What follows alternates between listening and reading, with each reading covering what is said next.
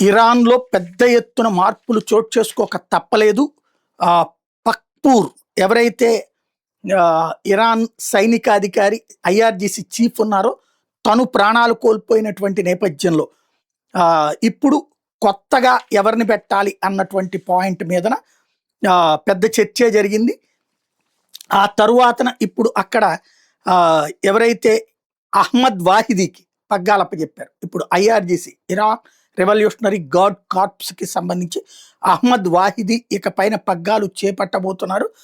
తనే కీలకమైనటువంటి అడుగు వేయబోతున్నాడు. ఇక ఇరాన్ని యుద్ధం నుంచి తప్పించి లొంగిపోవడమా, లేదా అమెరికా ఇజ్రాయెల్ మీద దాడి చేస్తూ ప్రాణాలు కోల్పోవడమా అన్నటువంటిది ఇప్పుడు ఆయన తేల్చుకోవాల్సినటువంటి పరిస్థితి. అహ్మద్ వాహిదీకి ఇప్పుడు సైనిక పగ్గాలు అప్పజెప్పారు. అక్కడ ఉన్నటువంటి అయతుల్లాలు అంటే అక్కడ మత పెద్దలే ఆ దేశాన్ని శాసిస్తారు. వాళ్ళ రాజ్యాంగం ప్రకారం ఈ మత పెద్దల్ని ఒక కౌన్సిల్గా చేశారు. సుప్రీం నేషనల్ సెక్యూరిటీ కౌన్సిల్ అంటారు. వాళ్ళు అందరికీ నాయకుడి కిందన కొమైనీ ఉంటాడనమాట. ఈ కొమైనీని ఇప్పుడు అమరుడైనటువంటి వ్యక్తి కిందన ప్రకటించడంతో పాటుగా కౌన్సిల్ ఆఫ్ అయతుల్లాస్ ఇప్పుడు అర్జెంటుగా దేశ రక్షణకి అహ్మద్ వాహిదీ కరెక్ట్ అంటూ అతన్ని ప్రకటించారు.